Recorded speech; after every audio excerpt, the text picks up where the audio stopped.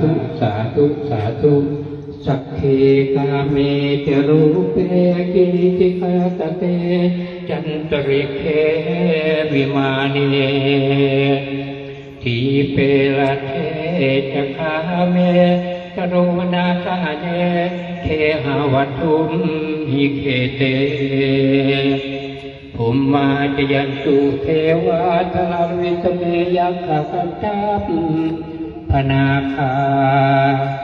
ติทันตาสันติเกยังมณิวาลวาจนังสาธโวเมสุนันตุมงคลสาวนกาโลหยัมปัทันตามงคลสาวนกาโลหยัมปัทันตามงคลสาวนกาโลหยัมปัทันตานะโมตัสสะภะคะวะโตอะระหะโตสัมมาสัมพุทธัสสะนะโมตัสสะภะคะวะโตอะระหะโตสัมมาสัมพุทธัสสะนะโมตัสสะภะคะวะโตอะระหะโตสัมมาสัมพุทธัสสะสีสิทธิพระพรบวรเป็นวิเศษอาดิเรกเตโสชัยตุภวังชัยมังคละชัยมหามงคลมือนี้แม่นมือดีวันดีชีอมุตตะโชคตกใบนี้แม่นตกไม่จันขันใบนี้แม่นขันใบแก้วอันที่ตั้งอยู่นี้แล้วเป็นท่านแก้วใบสีตกแต่งสวยงามยักดีบังพร้อมมีท่านผู้มีเกียรติญาติพี่น้องเพื่อนฝูงมานั่งล้อมอยู่ช้อนร้อนใจลายมีทั้งว่า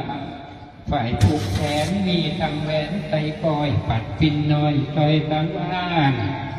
มีทั้งข้าวป่าอาหารข้าวหวานทั้งหลายหลากทั้งมาปีและผู้พัก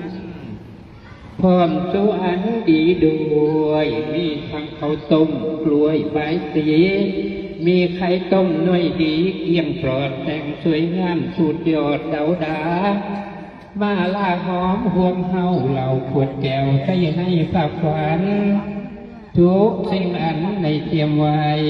พระจอดไทยทศพลไทยเงินตนมาแต่เมืองฟ้ากวาดแก่นหน้าทักซื้อคุณสีคุณท่านทรงสีสันลามสภาท่านจึงมีพระราชายาปรงสิทธิเทยาพระพรบวรเป็นวิเศษดังนี้เป็นเขาปรากฏเขาเป็นผีสำริดเยโชคประกอบโยกเป็นวิงมงคล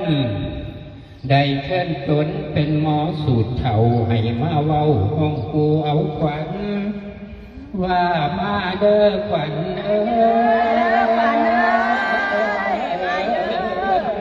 มาเด้อขวัญมาหอดตัดทำให้อยู่ดีมีแห้งขวัญมาหอดตอนแรงหายโศกให้เศร้ายินดีต้อนรับเข้าสู่ชมรมมวยโบราณสำหรับผู้เกษียณอายุราชการทุกท่านนะคะขวัญมาหอดตอนบ่ายท่าหังท่านี้ได้เป็นทีร่ำรวยเงินล้านนั่งนอนอยู่ในบ้านยังมีแต่ความสุขคุณไทยทุกแต่ทุกมีมาไกลให้มีเงินทองใส่ไหลมาจนเป็นทางหวังสิ่งใดขอให้ได้สิ่งนั้นสมใจเจ้าปรารถนาพังมาเด้อ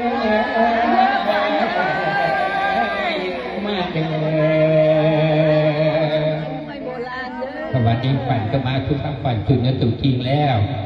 ฝันมาหอดแล้วขอให้บกเป็นหาดขอให้ขาดเป็นว่าง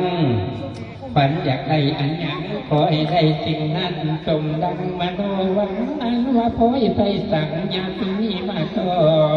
งให้มีของกินของใส่เงินข้ามแก้วหลายต่อคนทั้งโลกความสุขโศกอีเวนเวียนหายยาชุมีราศีตอนเศร้านี้ราศีตอนเศร้านี้สดชื่นไข่แสง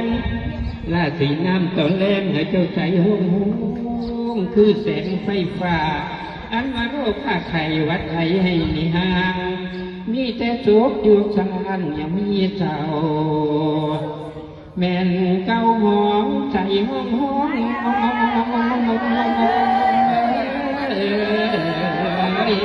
มาเด้อไม่ใช่นักร้องธรรมดาด้วยนี่สัพพะสุขานุภาเวนะสัพพะมานุภาเวนะสัพพะสังฆานุภาเวนะพุทธรัตนังธรรมรัตนังสังฆรัตนังติจังรัตนานังอานุภาเวนะมาโลกัสสะพันตุนาสาธุขออำนาจคุณพระพุทธทรงน้อมนำขออำนาจคุณพระธรรมคอยเกื้อหนุนขออำนาจคุณพระสงฆ์เพื่อผลบุญขอบารมีคุณพระศรีรัตนตรัยโปรดช้ำคืนยืนคงความดีให้คุณสาครเสียเพราะพร้อมครอบครัวจงอยู่ดีมีสุขหายทุกโศกมีแต่โชคปรีเพลงเกษมศรีรวยความรักรวยความสุขรวยเงินทองรวยความดีอายุยืน120 ปีมีสุขสาธุ